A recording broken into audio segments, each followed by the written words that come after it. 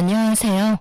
전 주먹을 부르던 신우이 덕분에 이혼까지 하게 된 30대 여자입니다.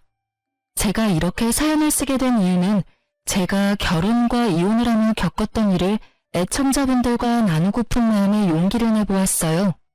지금은 물론 더없이 행복하지만 이혼 전 분노로 가득했던 제 이야기를 들어보실래요? 남편과 전 회사에서 만나 연인으로 발전해 결혼까지 이어진 사이였어요. 남편과 전 동갑이었지만 직급은 달랐어요. 전 또래보다 일찍 회사에 입사했고 남편은 공무원을 준비하다 취업했던 터라 저보다 직급이 아래였죠. 일머리가 좋진 않으나 남들보다 노력하고 성실해 보이는 남편의 모습에 하나 둘 신경을 써주다 보니 자연스럽게 연인 사이가 되었어요.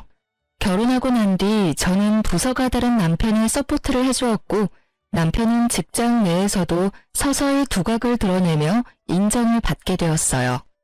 결혼 후 일도 잘 풀리고 마음도 편안해졌는지 남편은 언제나 다정했고 저흰 싸울 일이 없었죠. 생각해보면 연애 시절에도 싸운 적은 없었던 것 같아요. 거기에다 시골에 살고 계시는 어머님 아버님도 참 좋으신 분이었어요. 그 흔한 시댁 18번 곡이라는 손주 타령을 하시는 법도 없으셨죠. 오히려 신혼생활을 충분히 즐기고 2세 계획을 세우라며 저희의 라이프 스타일을 응원까지 해주셨어요. 전 그런 시부모님들을 보며 결혼하면은 잘했다고 생각했죠. 친구들을 보면 다들 은근슬쩍 들어오는 임신 압박 때문에 질식할 것만 같다고 아우성치는데 저희 부부는 말 그대로 행복한 신혼생활을 즐기고 있었으니까요. 단 한 가지만 빼고요.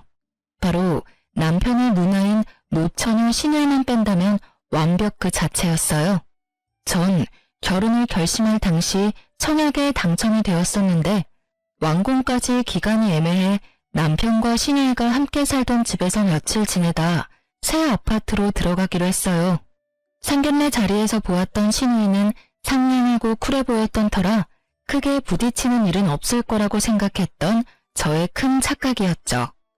시누이는 어머님도 시키지 않는 시집살이를 시키기 시작하더군요. 아침 드라마에서나 보던 시집살이에 전 당혹스러움을 감추지 못했죠. 신혼여행에서 다녀온 후 처음으로 하는 출근날. 출근 준비로 바쁜 저를 시누이가 부르더라고요. 옳게, 옳게. 네, 형님, 왜 그러세요? 왜 그러긴, 아침은 언제 차려줄 거야? 네? 아침이요? 그래, 아침. 난 아침 꼭 먹고 출근해. 물론 상훈이도 그렇고. 그러니까 얼른 아침 좀 차려. 참고로 나랑 상훈이는 아침에 국물 꼭 있어야 하니까 국도 꼭 끓여줘. 아, 국은 맑은 걸로 부탁해. 아침부터 고춧가루 들어간 거 먹으니까 오전 내내 속도 아프고 배에서 소리도 나더라고. 제가 집에서 노는 사람도 아니고 아침밥을 대령하라니요. 참고로 전 아침밥을 먹지 않고 출근해요. 간혹 전날 저녁에 먹은 것이 부실했다 싶으면 편의점에서 간단히 해결하고 가고요. 거기에다 남편과 결혼 이야기가 오갈 때 약속했던 것이 있었어요. 자기야, 혹시 아침 먹고 출근해? 나는 아침 먹는데 자기는 안 먹어? 나는 오히려 먹으면 더 불편하더라고.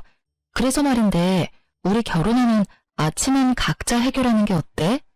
난 아무래도 당신 아침까지 챙길 자신이 없어.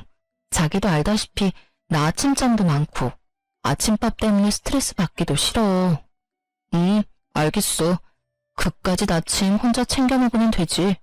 자기가 몰라서 그렇지 나 요리 꽤 잘해. 난 매일 아침 챙겨 먹으니까 혹시라도 당신도 아침 고픈 날이 있으면 나한테 말해. 차리는 김에 당신 것도 차리면 되니까. 이렇게 호언장담하던 남편은 시누이와 저의 사이에서 눈치만을 살피더니 옷도 제대로 갖춰 입지 않고 먼저 출근을 해버리더라고요. 물론 늘 먹던 아침도 먹지 않더라고요. 저는 황당하고 화가 났지만 시누이의 닭달에 대충 아침을 차렸어요. 아침부터 싸우기도 싫었고 싸울 시간에 어제 먹은 찬들로 대충 차리는 것이 더 빠르다고 생각했으니까요. 저의 아침상을 받은 신우이는 뻔뻔하게 짝이 없게 반찬 투정까지 하더군요. 에이, 이게 뭐야. 죄다 어제 먹었던 거잖아, 옳게. 우린 한 번 먹었던 반찬은 안 먹어. 국도 마찬가지고. 그러니까 내일 아침은 좀 더 일찍 일어나서 차려줘. 아침에 하기 힘들면 자기 전에 만들어 놓고 자든가. 알겠지? 아, 노력해 볼게요. 그럼 저는 출근해 볼게요, 형님. 거기서 더 지체했다간 지각이 뻔했던 저는 대충 받아주고 출근을 했어요. 남편과 부서도 달랐고 저희 둘 다 그간 밀렸던 일 처리를 하느라 바쁜 탓에 회사에서 마주치지 못했어요. 그래서 전 아침에 있었던 일을 깜빡하고 있었죠. 오전 시간이 어떻게 흘러간 것인지 모를 정도로 일 처리를 하다 보니 점심시간이 되었더라고요. 팀원들은 식사를 하러 가고 밀린 업무 때문에 천천히 점심을 즐길 시간이 없었죠. 이런 상황을 대비해 아침에 사두었던 삼각김밥과 커피를 마시며 업무를 보고 있는데 신우이에게 문자가 오더라고요. 옳게, 저녁은 연포탕, 그리고 아침은 콩나물국이 좋겠어. 제 두 눈을 의심했어요. 제가 무슨 입주 가정부도 아니고 이게 무슨 짓일까 싶더라고요. 전 바로 남편에게 연락을 해 당장 저에게로 오라고 했어요. 점심시간이 다 끝나갈 때쯤에 나타난 남편은 배부르게 식사를 마치고 한 손엔 커피까지 들고서 나타났더라고요. 왜 이제 와? 내가 아까 전화해서 빨리 좀 오라고 했잖아. 빨리 오라고 했는데 주문 취소가 안 되잖아. 그래서 다 먹고 오느라 늦었어. 빨리 오려고 한 사람이 커피 살 시간은 있었나 봐? 오는 길에 샀지. 그런데 당신 무슨 일 있어? 왜 이렇게 까칠해? 무슨 일 많지. 왜? 무슨 일인데? 형님 진짜 왜 그러셔? 내가 형님 며느리야? 아침 차리라는 것도 짜증나는데 이것 좀 봐. 나한테 메뉴까지 정해주셨어. 내가 이딴 짓이나 하려고 당신이랑 결혼한 줄 알아? 전 형님의 문자를 남편에게 보여줬고 문자를 본 남편은 곤란하다는 듯 어색한 미소를 보이더라고요. 누나가 나 어릴 때부터 어버 키워서 그래. 나 20살 때부터 누나랑 같이 살았던 터라 더 심한 것 같기도 하고 어떨 땐 나도 모르게 엄마라고 할 때도 있다니까. 엄마 같은 소리 한다 진짜. 그래봤자 당신이랑 누나랑 8살 차이밖에 더 나? 아니, 내가 100번 양보해서 엄마 같은 누나라고 치자. 그래도 이건 아니지. 요즘 진짜 시어머니들도 며느리한테 아침 차리라고 하시는 분들 잘 없어. 이제 다들 며느리 눈치 본다고.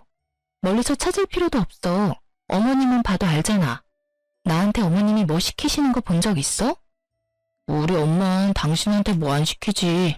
시킬 시간에 직접 하시는 게 빠르다고 생각하시니까. 그러니까. 그런데 형님은 왜 그러시냐고.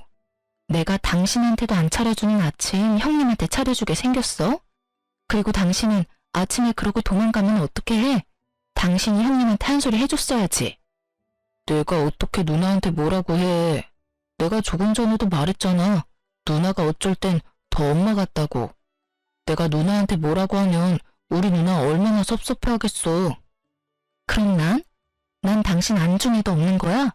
내가 섭섭해할 건 신경도 안 쓰여? 전 이런 문제는 확실히 하고 싶었던 터라 남편을 좀 몰아세웠어요. 제가 그렇게 나오자 남편은 하는 수 없이 아침은 자신이 하겠다고 하더라고요. 원래 약속이 그러했는데 인심 쓴다는 듯 말하는 남편을 보며 기가 찼지만 어찌되었든 원하는 방향으로 흘러가게 되었으니 참기로 했어요. 그렇게 전 저녁 식사를, 남편은 아침 식사를 맡게 되었어요. 남편과 저 두 사람이 살았어도 이렇게 분담을 하려고 했었으니 큰 불만은 없었어요. 그날 저녁 전 연포탕을 포장해 집으로 돌아갔어요. 맞벌이 하시는 분들은 아시겠지만 퇴근해서 장까지 보고 연포탕을 언제 만들어서 언제 먹겠어요? 그렇게 연포탕이 드시고 싶다고 하니 포장이라도 해서 가는 수밖에요. 하지만 신우이는 차오는 정성은 정성도 아니라 생각하는지 툴툴거리기 시작했고 남편은 또 저에게 혼나겠다 싶었는지 슬쩍 제 편을 들어주었어요. 연포탕이 얼마나 간단한 건데 그냥 올케가 퇴근하고 와서 직접 만들면 되지. 그러는 누나도 연포탕은 못 만들잖아. 내가 해봐서 아는데 연포탕이 얼마나 손이 많이 가는데 낙지 손질하는 데만 해도 시간 엄청나게 걸린다고. 뭐라는 거야 얘가. 내가 안 해서 그렇지 다 할 줄 알거든. 넌 괜히 끼어들지 말고 밥이나 먹어. 딱 한마디뿐이었지만요. 신우이의 역성에 남편은 입을 다물었고 심기가 상할 대로 상해버린 신우이는 계속해서 구시렁거리며 연포탕을 3그릇이나 먹더군요. 언행 불일치의 표본인 신우이를 보며 앞으로 저의 앞날이 순탄치만은 않겠구나 싶었고 제 예감은 틀리지 않았죠. 다음날 남편은 약속한 대로 일찍 일어나 아침을 차리기 시작했고 전 출근 준비를 하고 있었어요. 신혼여행의 여파로 밀린 업무가 상당했기에 전 화장도 하지 못하고 얼굴에 크림만 바르고선 집을 나서려고 하고 있었죠. 그 순간 남편이 아침을 준비하는 모습을 본 신우이가 화를 내며 저를 불러 세우더라고요. 야, 너 지금 뭐 하는 짓이야? 응? 너 아침 차리잖아. 네가 그걸 왜 해? 올케, 이리 좀 와봐. 못 들은 척하기엔 신우의 목소리가 너무 컸던 터라 일단 전 신발을 벗고 집으로 들어갔어요. 네, 형님. 왜 그러세요? 왜 그러세요? 몰라서 물어? 올케는 뭐하고 내 동생이 저러고 있어? 왜 내 동생을 부려먹냐 말이야. 형님, 부려먹는 게 아니라 이건 남편하고 저하고 결혼하기 전부터 약속했던 일이에요. 제가 원래 아침을 안 먹거든요. 그래서 먹어야 하는 사람이 직접 차려 먹기로요. 아, 몰라. 난 그런 거 모르니까 앞으로 상은이 부려먹지 마. 알겠어? 신우이는 모르쇠로 일관하며 억지를 부리기 시작했고 전 슬슬 짜증이 나더라고요. 저도 모르게 짧은 한숨이 나오며 미간이 구겨진 그때 중간에서 눈치를 살피던 남편이 이대론 진짜 큰일 나겠다 싶었는지 소심하게 나섰어요. 누나, 그냥 내가 하면 돼. 지우 말대로 우리 결혼하기 전부터 약속했던 거야. 그리고 지우 요즘 일도 많아서 바쁘단 말이야. 바쁘면 아침에 좀 더 일찍 일어나서 밥 차리고 출근하면 될 거 아니야. 그리고 일은 혼자 하니? 너도 하고 나도 해. 혼자 바쁜 척은? 그게 지우가 요즘 내 일도 봐주고 있어서 더 바빠졌어. 그러니까 그냥 내가 할게. 누나가 이해 좀 해주라. 응? 네가 뭐라고 하든 난 이해 못하니까 내일부턴 올케가 차려. 알겠어? 아침부터 남편 손에 물 묻히지 말란 말이야. 대화가 전혀 통하지 않는 신우이와 더는 입씨름할 시간이 저에겐 없었고 전 그냥 알겠다고 하고 출근을 해버렸어요. 정말 별 생각이 다 들더라고요. 혼인신고하기 전에 이혼해야 하나부터 이런 일로 이혼까지 해야 하나까지. 긴 고민 끝에 내린 결론은 조금만 더 참자였어요. 이혼은 정말 말도 안 되는 것 같았고 전 안 되면 분가를 하면 되는 일이었으니까요. 그까지 다친 차려주자 싶었죠. 하지만 신우이는 저의 인내심을 실험이라도 하는 듯 저를 못살게 굴기 시작했어요. 40이 다 되어가는 나이에 어디서 남자를 그렇게 만나는지. 거짓말 조금 보태서 하루 건너 하루씩 남자가 바뀌는데 정말 미칠 것 같았어요. 신우이의 애인이 바뀌는데 왜 제가 미치느냐고요? 헤어질 때마다 저에게 화풀이를 했으니까요. 오죽했으면 전 신우이의 발걸음 소리만 듣고도 신우이의 기분을 알 수 있는 상태까지 되었어요. 그날도 방문을 탁 닫고 걸어오는 신우이의 발걸음 소리가 예사롭지 않더라고요. 하필 왜 주말인지 출근한다고 도망가지도 못하니 꼼짝없이 당하겠구나 싶었죠. 아니나 다를까 신우이는 소파에 앉아 TV를 보던 제 앞에 서서 팔짱을 끼더라고요. 왜 그러세요, 형님? 하실 말씀 있으세요? 올케, TV 소리 좀 줄여줄래? 주말엔 집에서 좀 쉬고 싶은데 TV 소리 때문에 잠을 잘 수가 없잖아. 아, 그래요? 죄송해요. 전 또 무슨 트집이 잡힐지 몰라 그냥 사과를 하며 전원을 꺼버렸고 시비가 더 걸고 싶었던 신우는 전원을 껐다고 트집을 잡아댔어요. 소리만 줄이랬지 아예 끄라고 했어? 올케는 왜 그래? 왜 날 TV도 못 보게 하는 못돼 먹은 신우이로 만드냐고. 노처녀 히스테리 무섭다고 하더니 정말 경험해보니 장난 아니더라고요. 반찬 투정은 기본이고 바닥에 머리카락 떨어지니 집에선 머리를 풀지 말라고 하질 않나.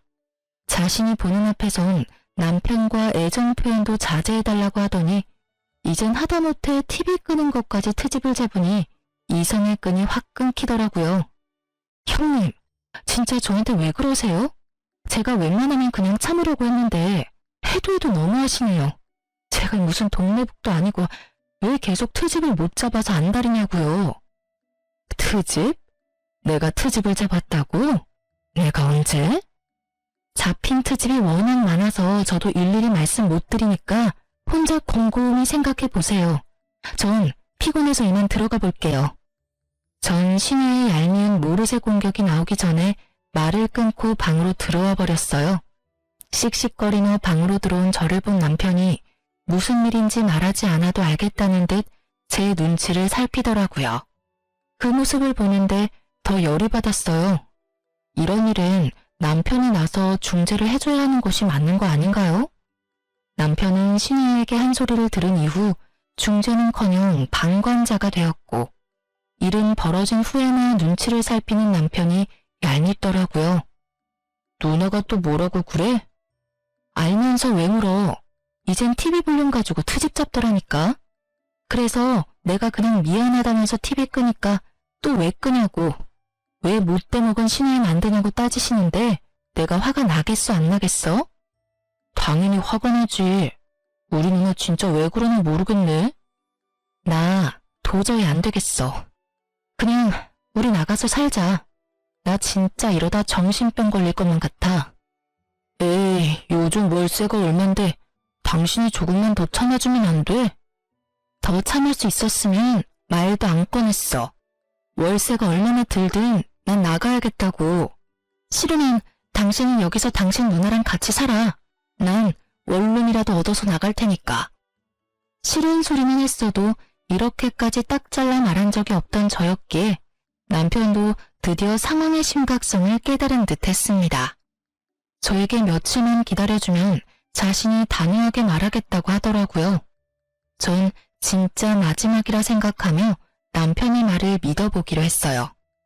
집안에는 찬바람이 불었고 한동안 조용하던 신우이가 아침을 먹다 말고 저를 부르더라고요.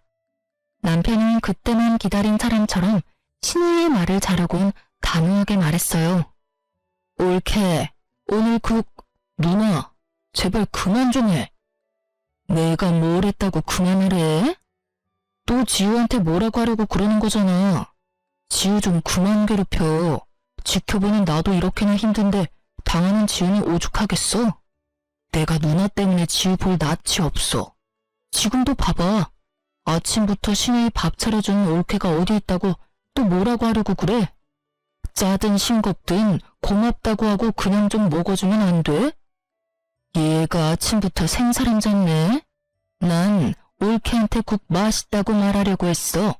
왜 오버하고 난리래? 그랬어? 이게 다 누나 탓이잖아. 오죽하면 내가 이러겠어? 누나가 이 사람 쥐잡듯 잡으니까 나는 당연히 또 혼내려나 보다 했지. 하여튼 이제 좀 자제 부탁해. 누나도 소중한 가족이지만 지우도 소중해. 그러니까 누나도 소중히 대해줘. 아이고, 알겠으니까 얼른 밥 드세요. 올케, 내가 요즘 좀 심했지? 섭섭했으면 풀어. 앞으로 나도 조심할게. 네? 아, 네. 갑자기 단호해진 남편도 놀라웠지만 순순히 인정하며 숙이고 들어오는 신우이가 더 놀라웠어요. 갑자기 변해버린 신우이의 태도엔 이유가 있었더라고요. 그건 다들 예상하시듯이 남자가 생긴 것이었어요. 그것도 무려 10살 차이가 나는 남자요. 평소 신우이의 스타일은 문자보단 전화를 선호하는 스타일이었는데 웬일인지 문자를 보고 웃고 있더라고요. 그 모습이 생소해 제가 물었어요. 형님, 무슨 연락이길래 그렇게 웃으세요? 아, 이거? 나 사실 결혼하고 싶은 남자가 생겼어. 헉, 정말요? 어떤 남자이길래 우리 형님 마음을 사로잡았대요? 그게 10살 연하야. 네? 10살이요? 와, 어떻게 만나줬는데요? 그게 술집에서 어쩌다 보니 합석하게 돼서 만나게 됐어. 외국에서 일하다가 한국 들어온 지 얼마 안 됐다고 하더라고. 얼굴도 엄청나게 잘생겼다. 완전히 내 이상형에 가까워. 그럼 만난 지 얼마 안 되셨을 텐데 벌써 결혼까지 생각하시는 거예요? 운명인 것 같아. 처음 보는 순간부터 저 남자는 내 남자다 싶더라니까. 만난 지 얼마 되지 않은 연하의 남자와 결혼이라니. 그건 좀 아니지 않나 하는 생각이 들었지만 굳이 입 밖으로 꺼내진 않았어요. 그저 저에게 괜한 불똥만 튀지 않길 바라고 바랄 뿐이었죠. 아파트 입주도 코앞으로 다가왔고 이때껏 버틴 것이 아까워서라도 더는 신우이와 부딪히고 싶지 않았어요. 하지만 신우이는 이런 제 각오를 사뿐히 짓밟더라고요. 트집이 사라진 신우이는 이제 다른 방법으로 제 인내심을 실험하기 시작했어요. 그날은 오랜만에 남편과 밖에서 오붓하게 저녁을 먹기로 한 날이었어요. 그날따라 옷이고 가방이며 왜 그렇게 찾는 것마다 보이지 않는지 신경질이 다 나더라고요. 어디 갔지? 오늘 진짜 무슨 날인가? 왜 이렇게 찾는 것마다 없지? 왜? 못 찾는데? 왜 있잖아. 내 하얀색 원피스랑 노란색 가방. 당신이 그거 입었을 때 제일 예쁘다고 해서 오늘 입으려고 했는데 아무리 찾아도 안 보여. 옷하고 가방에 발이 달렸을 리도 없을 텐데 왜 안 보이지? 그러게. 없으면 오늘은 다른 거 입어. 당신은 뭘 입어도 예뻐. 예약 시간은 다가오고 마음은 급해졌어요. 원하는 옷이 보이지 않아 짜증이 났지만 오랜만에 하는 데이트에 더는 기분을 망치고 싶지 않아 다른 옷을 입고 화장대 앞에 앉았어요. 오늘 왜 이러지? 립스틱도 없어. 아끼는 립스틱도 보이지 않자 이상하다는 생각이 확 들더라고요. 혼란에 빠져있는 그때 신우이가 콧노래를 부르며 집으로 들어왔고 전 설마 하는 마음으로 거실로 나갔어요. 정말 설마가 사람을 잡더라고요. 네, 맞습니다.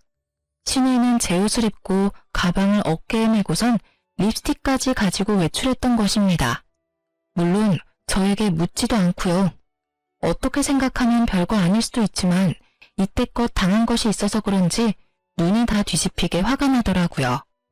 남편은 어찌할 바를 몰라 발만 동동 굴리며 제 눈치를 보더군요. 전 끓어오르는 화를 최대한 누르고 조심스럽게 말했어요. 형님, 지금 입고 있는 옷, 제 옷 맞을까요? 쇼핑 좀 해야지. 나가려고 보니까 입을 게 마땅치 않아서 올케 옷 좀 빌려 입었어. 옷에 맞는 가방도 없길래 가방도 좀 쓰고. 다음부턴 이러지 말아주세요. 최소한 미리 말씀이라도 해주세요. 저도 오늘 입고 나가려고 했는데 안 보여서 한참을 찾았어요. 부탁 좀 드릴게요. 누가 누구한테 부탁해야 하는 상황인지. 어쨌든 전 최대한 좋게 말하려고 했었지만 받아들이는 신우이는 그렇지 않았죠. 방귀 낀 놈이 성낸다더니 그 말이 딱 맞더라고요. 신우이는 제 말이 끝나기도 전에 신경질적으로 가방을 내던지고 입고 있던 옷까지 벗는 신용을 하더군요. 남동생이 보고 있었으니 차마 진짜 벗을 수는 없었는지 원피스 뒤 지퍼를 내리다 멈추곤 저에게 고래고래 소리를 질렀습니다. 이까짓 옷이랑 가방 줘도 안 해. 이까짓 거 얼마나 한다고. 제가 어디 가서 할 말 못하고 그런 사람이 전혀 아닌데 너무 황당하니 말문이 턱하고 막히더라고요. 제가 아무 말도 하지 않고 있자 저를 쏘아보던 신우이는 방으로 신경질적으로 들어가 버렸습니다. 폐악에 가까운 신우이를 보고 있자니 남편과 데이트할 마음도 싹 사라졌고 전 그대로 방으로 들어와 깊은 고민에 빠졌어요. 쉬는 내내 머리털을 다 뽑아야 하나 말아야 하느냐는 고민이요. 그런 고민도 잠시 결국 한 번 더 참기로 마음먹었어요. 곧 시집을 간다니 그때까지만 죽은 듯이 참고 살지 싶었네요. 지금 생각하면 그때 머리털을 다 뽑아놨어야 했는데 그땐 남편을 사랑했기에 더 큰 분란을 만들고 싶지 않은 마음이 더 컸던 것 같아요. 미련스럽고 바보같이 말이에요. 거기에다 남편도 이때까진 저의 마음을 헤아려 주려고 노력했고요. 여보, 내가 당신한테 면목이 없네. 미안해. 내가 대신 사과할게. 정말 미안. 아휴, 당신도 힘들지? 중간에서 두 여자 눈치 살피느라. 나도 당신 생각해서 조금만 더 참자 싶은데 막상 형님 저러는 거 보면 그게 맘처럼 잘 안 돼. 아니야. 당신 오늘 충분히 참았어. 사실 난 아까 누나 들어오는데 당신 옷 입고 가방까지 든 거 보는데 아, 오늘 진짜 큰일 나겠구나 싶었다니까. 그런데 당신이 참는 거 보면서 내가 얼마나 미안하고 고마운지 다시 한번 미안해 여보. 그리고 참아줘서 고마워. 내가 우리 둘이 살게 되면 진짜 여왕님처럼 모시고 살게. 이렇게까지 하는 남편을 보니 화도 좀 가라앉는 것 같았어요. 그리고 신혜이가 화까지 내며 그렇게 호언장담했으니 다신 제 물건을 건드리는 일은 없겠지 했죠. 그래서 그 이후엔 그런 일이 없었냐고요? 전혀요. 신혜이는 정말 제 예상을 훌쩍 뛰어넘는 사람이었어요. 그날 이후부턴 제 눈에 띄지 않게 제 물건을 사용하기 시작했어요. 왜 그런 거 있잖아요. 제가 뒀던 자리가 아닌 다른 곳에서 제 물건이 있다든지 제가 모르는 얼룩이 묻어있다든지 분명 신의 짓이 분명했지만 확실한 증거가 없는 그런 상황이 계속되었어요. 그래서 전 신의가 발뺌할 수 없도록 요수를 생각해냈죠. 저는 덫을 놓았고 이제 신의가 덫에 걸리길 기다렸어요. 얼마나 지났을까요? 도저히 참을 수 없는 일이 일어나고야 말았습니다. 그날도 신우이는 제 가방을 몰래 들고 나갔고 저에게 딱 걸리고야 말았어요. 전 참을 수가 없었죠. 그 가방은 엄마가 결혼할 때 물려주셨던 고가의 명품 가방이었습니다. 가격도 가격이지만 의미가 깊은 가방이라 저도 훗날 딸이 있다면 딸에게, 아들뿐이라면 며느리에게 물려주고자 아끼고 아끼던 것이었어요. 그런 가방을 또 묻지도 않고 가지고 간 것도 화가 나는데 가방을 자갈밭에다 굴렸는지 걸레짝을 만들어 들어왔더군요. 그리곤 미안하다는 기색도 없는데 그야말로 전 분노가 폭발해버렸어요. 더는 참고 말고 할 이성이 사라졌다는 말이 더 맞겠네요. 형님, 이게 뭐예요? 전 걸레짝이 된 가방을 들고 집으로 들어서는 형님에게서 가방을 휙 낚아채며 소리를 질렀어요. 그런 제 목소리가 듣기 싫다는 듯 신우이는 귀를 후벼 파며 말했어요. 아, 시끄러워. 그까짓 가방 얼마나 한다고? AS 맡겨. 아니면 하나 새로 사든가. 새로 사준다고 해도 진정이 안 되는데 어쩜 그리도 뻔뻔할 수가 있는지. 남편은 눈을 질끈 감았고 전 실소가 흘러나왔어요. 형님, 이 가방 친정엄마가 처녀 때 구입하셔서 물려주신 가방이라 이제 사지도 못하는 그런 가방이라고요. 그리고 설사 다시 살 수 있다고 한들 걸레짝 만들어 온 건 형님인데 왜 제가 사요? 형님이 사주셔야죠. 참나, 난 또 새 가방이라도 되는 줄 알았네. 그래, 내가 물어줄게. 얼마면 돼? 한 100만 원 하면 돼? 100만 원이요? 형님이 방금 말씀하셨다시피 그 가방 컨디션이 새 것과 다름없었는데 그게 고작 100만 원일까요? 무려 샷된 가방인데? 형님이 가지고 계신 짝퉁 생각하시면 안 되죠. 물어주신다고요? 그래요, 물어주세요. 지금 중고 시세로 다 빼고 가방 가격만 받아도 1000만 원은 좋게 넘을 텐데 가족이니까 뒷단을 빼고 1000만 원만 받을게요. 제 계좌 문자로 보낼 테니 당장 입금해주세요. 뭐? 1000만 원? 옳게 장난해? 지금 제가 장난하는 걸로 보이세요, 형님은? 아, 아니, 그냥 똑같은 S급으로 사면 아무도 모르겠구만. 그리고 그렇게 비싼 가방을 왜 아무렇게 놔둬? 나는 그냥 눈에 보이니까 빌려갔던 거지. 아무렇게 놔두다니요. 옷방 제일 깊숙한 곳에 더스트에 박스까지 해서 넣어뒀는데요. 그리고 형님, 입은 삐뚤어졌어도 말은 바로 하셔야죠. 그건 빌린 게 아니고요. 훔쳐 쓰신 거예요. 뭐라고? 훔쳐? 내가 도둑질이라도 했다는 거야? 그럼 이걸 뭐라고 말할 수 있나요? 주인한테 묻지도 않고 남의 물건 막 가지고 가서 쓰는 행동을? 몰래 훔쳐가서 썼으면 깨끗하게라도 쓰시던가. 걸레짝을 만들어서 가지고 왔으면서 어쩜 사과 한마디가 없으세요? 사과는커녕 왜 그렇게 당당하신 거냐고요. 인연이 진짜? 너 말 다 했어?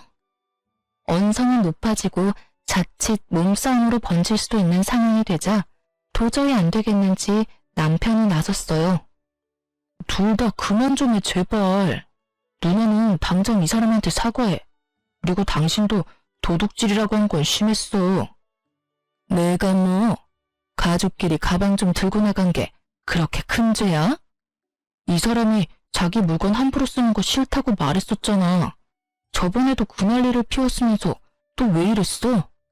이 사람 말대로 몰래 가지고 나갔으면 깨끗하게 쓰고 뒀어야지. 이게 뭐야? 다 망가뜨려서는. 너까지 이럴 거야? 니까 가방이 뭐라고? 네가 나한테 이럴 수가 있어? 내가 너한테 어떻게 했는데? 너 장가 가더니 변했어. 매번 마누라 편만 들고 내가 너 이럴 때마다 얼마나 섭섭한 줄 알아? 급기야 신우이는 눈물을 짜내기 시작했고 멍청한 남편 눈은 신우의 역성을 들기 시작했습니다. 결국 신우이와의 다툼은 남편과의 싸움으로 번져버렸죠. 누나, 울어? 뭐 이런 일로 울고 그래. 당신 얼른 누나한테 사과해. 뭐? 나더러 지금 뭘 하라고? 사과, 당장 무릎 꿇고 싹싹 빌어. 누나가 아무리 잘못했어도 그렇지 도둑으로 모는 건 당신이 잘못했어. 얼른, 누나 울잖아. 내가 기가 막혀서 진짜? 당신 눈에는 당신 누나 우는 것만 보이고 내 억장 무너지는 건 안 보이나 봐. 무릎 꿇고 싹싹 빌어야 할 건 내가 아니라 형님이라고. 상황 파악이 그렇게는 안 돼? 도대체 그까짓 가방이 뭐라고 일을 이렇게까지 키우는 거야? 내가 지금 가방 하나 때문에 이러는 걸로 보여? 물론 시작은 가방이었지. 그런데 당신도 눈이 있고 귀가 있으면 다 보고 들었을 거 아니야. 형님이 나한테 어떻게 했는지. 형님이 나한테 진심 어린 사과 한마디만 했었어도 나 이렇게까진 하지 않았을 거야. 그런데 형님은 오히려 내 탓만 하기 바쁘잖아. 이 가방이 어떤 의미인지 당신도 뻔히 잘 알면서. 그런데 나한테 싹싹 빌으라고? 난 죽어도 못해. 1,000만 원? 그깟 1,000만 원 주면 되는 거야? 그러면 다 끝나는 거지? 돈은 당연한 거고 형님이 나한테 제대로 사과할 때까지 끝은 없으니까 그런 줄 알아. 그리고 넌 이딴 집구석에서 1초도 있고 싶지 않아. 난 친정가 있을 테니까 당신도 나 따라가든지 당신 누나랑 여기 있던지 당신 알아서 해. 말 그대로였어요. 더는 1초도 그 인간들과 한 공간에 있고 싶지 않았고 대충 짐을 싸 친정으로 가버렸어요. 짐까지 싸서 등장한 저를 본 친정 부모님들은 많이 놀라셨고 전 조금 진정이 되면 다 설명해 드릴 테니 기다려달라고 부탁드렸죠. 한순간 욱하는 마음에 이런 행동을 하는 딸이 아니란 걸 누구보다 잘 아는 부모님은 알겠다고 하시며 집냄새가 가득한 이불을 내어주셨어요. 그 이불을 덮는데 왜 그렇게 눈물이 나는지 서럽더라고요. 누군가에게는 그깟 가방, 옷, 물건일 수도 있지만 저에겐 소중했으니까요. 거기에다 남편 생각해서 이때껏 참아온 것이었는데 그런 남편마저 저를 질책하고 나서니 더욱 서러웠어요. 그렇게 울고 있는데 어머님에게 전화가 왔어요.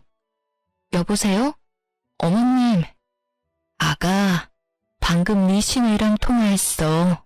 많이 속상했지? 내가 아주 홍구멍을 냈어. 어쩜 철이 없어도 그렇게 나오는지. 아니에요, 어머님. 저도 좀 참았어야 했는데. 네가 오죽했으면 그랬을까? 내가 널 모르니? 들어보니 사돈께서 물려주신 거라며. 그렇게 의미가 깊은 물건인데 다 망가졌으니 얼마나 속상했을 거야. 네 계좌로 가방값 보냈어. 돈으로 해결될 문제가 아니란 걸 잘 알지만 시엠이 마음이라 생각하고 받아. 괜찮아요, 어머님. 한두 푼도 아니고 그 비싼 걸. 한두 푼이 아니니까 더 받아야지. 이런 문제는 확실히 하고 넘어가야 해. 이렇게 한다 해도 네 마음이 완전히 풀리지 않을 거란 걸 잘 안다. 친정에 있다고? 간 김에 푹 쉬어. 네 남편이 싹싹 빌기 전까진 돌아갈 생각도 말고. 알겠니? 감사해요, 어머님. 감사하긴. 내가 미안하구나, 아가. 어머님의 진심 어린 사과에 제 마음속 응어리가 조금은 풀리는 기분이 들었어요. 그 기분도 오래가진 않았지만요. 며칠 뒤 남편은 친정으로 찾아와 싹싹 빌었고 전 일단 신우이가 기다리는 집으로 돌아갔어요. 저만의 계획이 있었거든요. 신우이는 집으로 돌아온 저에게 진심을 담은 척 사과를 했고 저 역시 진심을 받은 척 사과를 받아주었어요. 신우이는 10살 어린 남자친구와 결혼하기로 했다며 상견례 날짜가 잡혔다고 하더라고요. 남편이 저에게 싹싹 빈 것도 신우이의 사과도 다 이유가 있었던 것입니다. 저도 대충 눈치채고 있었던 사실이라 화도 나지 않더군요. 그날부터 신우이는 저에게 잘해주기 시작했어요. 자신의 체면을 위해 어떻게 해서든 절 상견례 자리에 데리고 나갔어야 했을 테니까요. 옳게. 이제부터 아침은 내가 알아서 차려 먹을게. 생각해보니까 옳게는 아침도 안 먹는데 그 바쁜 아침에 식사 준비까지 시키는 건 내가 좀 너무했다 싶더라고. 전 이제야 제정신이 바뀐 것인지 처음으로 정상적인 말을 하는 신우이를 보며 언제까지 일어나 지켜보기로 했어요. 속이 뻔히 보이는 친절에 헛웃음이 터져나왔지만 꽤 참을만 했어요. 형님 뜻이 그렇다면 그렇게 하세요. 그런데 상견례 날짜 잡으셨다면서요? 이번 주 주말 맞아요? 옳게도 같이 갈 거지? 그럼요. 제가 가야죠. 10살 차이라고 했었죠? 나이 차이가 꽤 많은데 반대는 없었나 봐요, 형님? 그게 사실 나이를 속였어. 5살 차이 나는 걸로. 남자친구도 몰라. 그러니까 옳게도 아무 말 하지 말아줘. 상견례만 무사히 마치면 남자친구한텐 말하긴 할 건데 아직 입이 안 떨어져서 그래. 그것도 그렇고 나 임신했어. 이제 와서 나이 때문에 파혼이라도 당하면 어떡하겠어? 그러니까 옳게 나이 이야기는 하지 말아줘. 알겠지? 아, 네. 나이도 나이지만 임신이라니 아무리 생각해도 석연치 않더라고요. 그래서 전 다음날 급하게 몸이 좋지 않은 척 연차를 냈고 남편과 신우이가 출근하길 기다렸어요. 드디어 두 사람은 출근을 하고 전 집에 혼자 남게 되었어요. 전 신우이의 방을 뒤져 산모 수첩과 초음파 사진을 찾아냈고 충격적인 사실을 알게 되었죠. 주수와 날짜를 확인해 보니 신우의 뱃속의 아기, 지금 남자친구의 아기가 아니더라고요. 분명 전 남자친구의 아기였어요. 참 대단하다 싶었네요. 언젠가는 밝혀질 텐데 겁도 없이 이런 걸 속이다녀. 뒤늦게 안 사실인데 신우는 전 남자친구와 헤어지고 지금 남자친구와 만날 무렵 이 사실을 알았고 남자친구를 놓치고 싶지 않은 욕심에 이런 엄청난 거짓말을 했다고 하더라고요. 뻔뻔하다고 해야 할지 무섭다고 해야 할지 하여튼 시간은 흘러 주말은 다가왔고 전 평소와는 다르게 힘껏 꾸몄어요. 머리도 하고 메이크업도 받았죠. 아주 값비싼 옷도 한 벌 사입었네요. 신우이의 상견례 날이 저에게도 중요한 날이었으니까요. 와, 옳게. 다른 사람 같아. 너무 단아하고 고급스러운 게 사모님 같아. 옳게 덕분에 내 기가 다 사는데? 고마워, 옳게. 이렇게까지 신경 써줘서. 그러게, 당신 오늘 정말 예쁘다. 그래? 그래요? 오늘이 어떤 날인데 제가 신경 써야죠. 어머님, 아버님은 좀 늦으신다던데. 저희 먼저 들어갈까요? 어깨에 힘이 한껏 실린 신우이는 신난 손길로 예약한 방문을 열었고 그곳엔 신우이의 남자친구만 덩그러니 있었어요. 자기야, 언제 왔어? 연락하지? 헉, 그런데 왜 혼자야? 그게 누나가 왜 내 여자친구랑 같이 와? 저를 보며 누나라고 부르는 신우이의 남자친구. 맞습니다. 10살 어린 신우이의 남자친구는 바로 제 친동생이었습니다. 저랑 2살 차이 나는 남동생은 대학교 졸업 후 유명 증권사에 바로 취업이 되었고 해외지사 파견을 받아 이때껏 해외에서 근무하다 국내로 들어온 지 6개월도 채 되지 않았었죠. 남편과 연애할 때도 코로나가 한창 심했을 때라 남편도 동생 얼굴을 보지 못했고 상황이 그러해 제 결혼식에도 물론 오지 못했으니 신우이도 동생인 줄 몰랐던 거죠. 지금 생각하면 신우이에게 참 고마워요. 하필 제가 가장 아끼는 가방을 들고 나가 걸레짝을 만들어주는 바람에 제가 친정으로 갈 수 있었고 친정에서 남동생과 신우이가 함께 찍은 단 한 장의 사진을 조르고 졸라 볼 수 있었으니까요. 평소에 사진 찍는 걸 정말 싫어하는 남동생인데 신우이가 억지로 찍은 사진이라고 하더라고요. 그 정도 얼마나 고마운지. 그 덕분에 제가 이 모든 사실을 미리 알고 계획을 세울 수 있었으니까요. 아, 물론 동생 얘기도 말하지 않았어요. 미리 알려야 하나 생각도 했지만 신우이가 눈치라도 챈다면 또 무슨 변명을 하며 빠져나갈지 모르는 일이었으니까요. 모든 일은 제 계획대로 되었고 신우이의 표정은 절망 그 자체였어요. 누나라니? 이게 다 무슨 소리야, 옳게. 내 남자친구랑 아는 사이야? 네, 형님. 제 남동생이에요. 참, 이런 우연이 다 있네요. 그렇죠, 형님? 옳게. 그게 말이야. 아, 진짜 어떡해. 그냥 내가 다 잘못했어. 전부 다. 나 좀 받아주면 안 될까? 내가 진짜 잘할게. 응? 무릎을 꿇고 싹싹 비는 형님과 지금 일어나는 모든 상황이 이해되지 않는 동생. 전 이 모든 상황을 한 번에 정리할 수 있는 증거를 형님에게 던지며 말했어요. 형님 같으면 받아주시겠어요? 10살을 5살이라고 속인 것도 모자라서 뱃속의 아기도 제 동생 자식이 아니잖아요. 하나부터 10까지 다 거짓말 투성인 형님을 형님 같으면 동생이랑 결혼하게 두겠어요?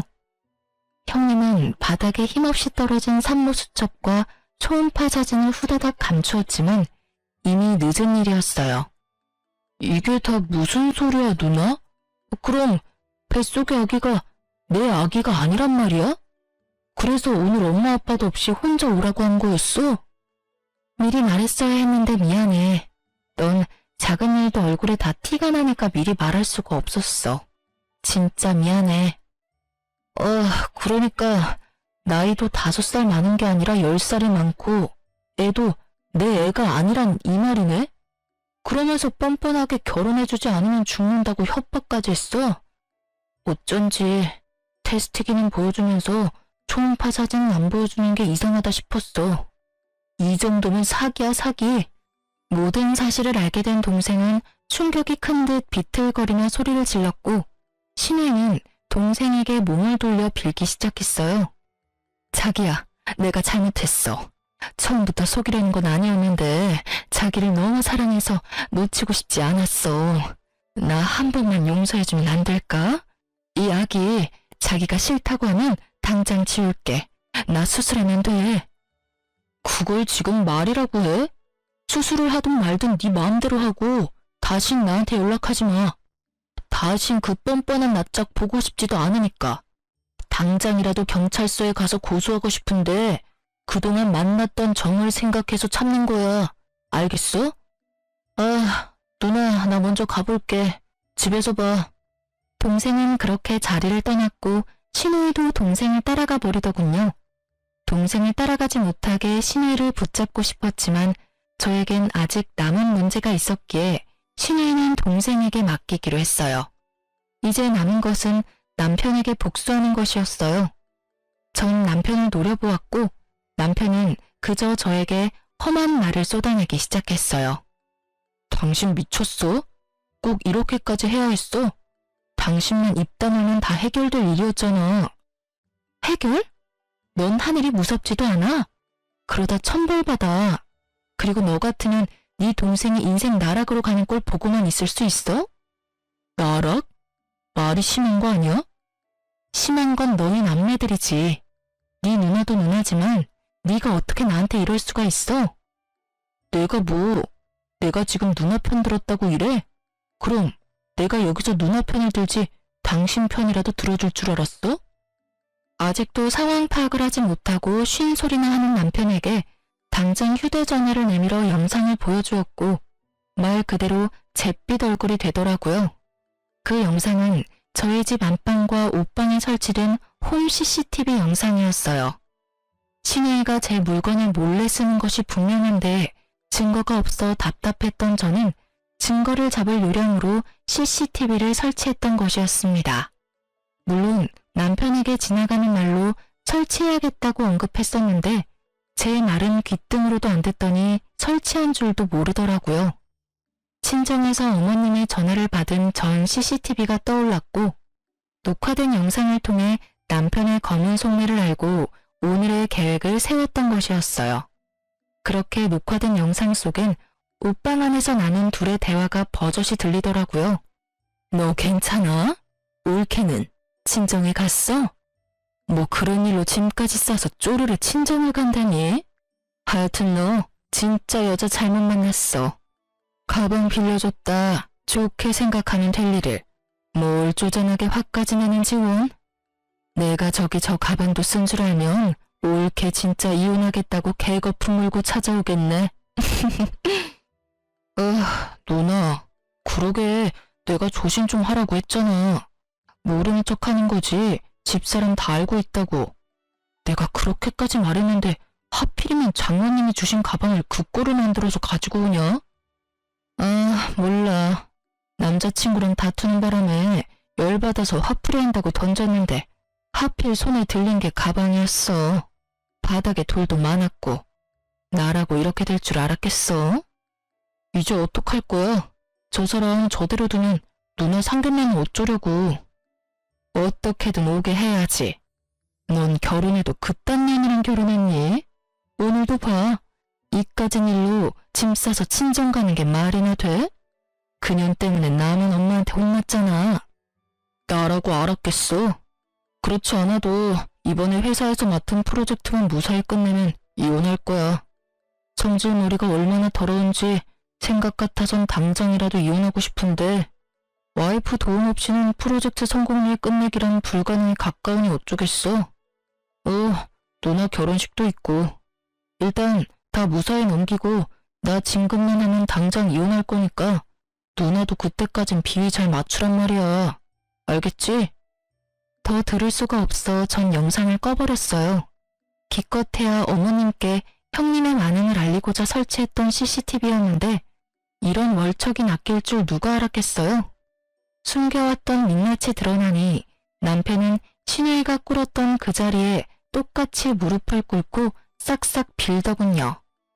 여보, 저 말 다 진담 아닌 거 당신은 알지? 별것도 아닌 일에 당신이 집을 나가버리니까 화가 나기도 했고 누나도 달래줄 겸 그냥 한 말이었어. 진짜 당신하고 이혼할 생각은 전혀 없었다고. 내가 당신을 얼마나 사랑하는데 당신도 잘 알잖아.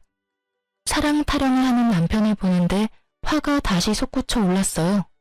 저 망설이지 않고 남편의 뺨을 내리쳤습니다. 사랑? 웃기고 있네. 이 와중에도 거짓말을 하고 싶니?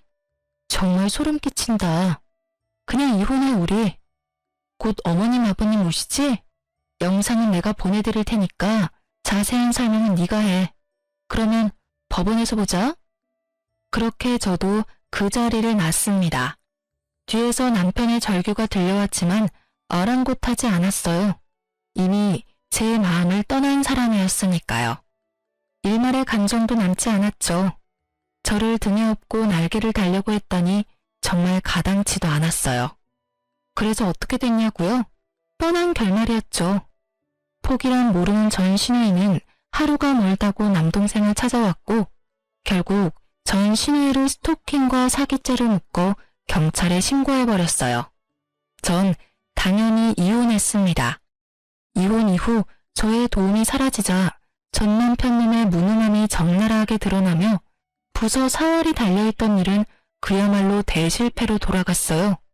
회사 명예를 땅에 떨어뜨린 수준이었고 프로젝트 책임자였던 전 남편은 그에 대한 징계로 권고사직까지 받았고요. 같은 회사에서 어떻게 보고 살아야 하나 고민이 많았는데 얼마나 다행스럽던지 그 후 친정의 모든 사실을 아시게 된 시부모님들이 찾아오셔서 저와 남동생에게 용서를 구하셨어요.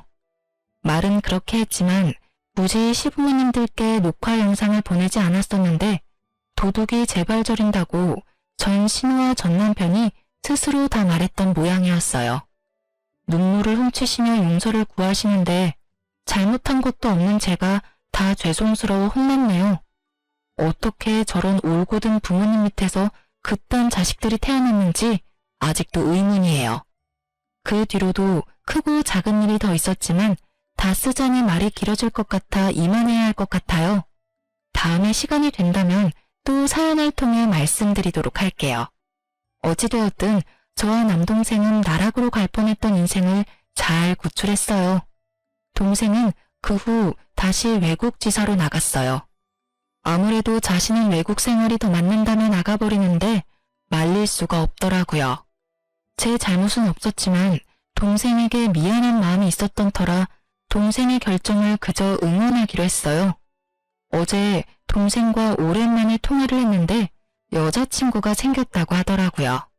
그러면서 결혼 생각은 없다고 못 박는 걸 보니 아무래도 아직 상처가 남은 모양이에요. 그래도 잘 지내고 있는 것 같아 한편으론 마음이 놓였네요. 전 아주 잘 지내고 있어요. 이혼 후 완공된 아파트에 부모님을 모시며 사랑 가득한 하루하루를 보내는 중입니다. 그리고 전 남편이 말아먹었던 그 프로젝트를 이번엔 꼭 성공시켰으면 좋겠다며 저에게 일을 배당해 주더라고요. 다른 부서 일이긴 하지만 제가 뒤에서 돕고 있었던 사실을 다들 알았던 터라 책임자 선정에 이견이 없었어요. 그래도 누가 한번 말아먹은 프로젝트라서 부담은 되더라고요. 하지만 회사 팀원들이 저번 같은 실수는 없어야 된다며 다들 이를 갈며 임한 덕분에 어느 정도 성공리에 마무리가 된 상태예요. 그리고 저는 이번 3월 승진 대기 명단에 이름이 올라갈 것 같네요. 자랑하는 것이 맞으니 축하해주세요. 사실 전 남편과의 이혼으로 안쓰럽게 보는 시선들도 있어 마음껏 자랑하지 못했거든요. 전 이혼에 대한 후회도 미련도 없는데 주변 생각은 다른 것 같더라고요. 전 이제 아등바등 살았던 과거는 버리고 새롭게 살아보려고 해요. 우선 이제껏 쓰지 않았던 연차들로 부모님과 함께 동생에게 다녀오라고요. 보란듯이 행복하게 살아갈 거예요. 저는 이만 다른 사연 들으러 물러가 볼게요. 지금까지 저의 긴 사연 들어주셔서 감사합니다.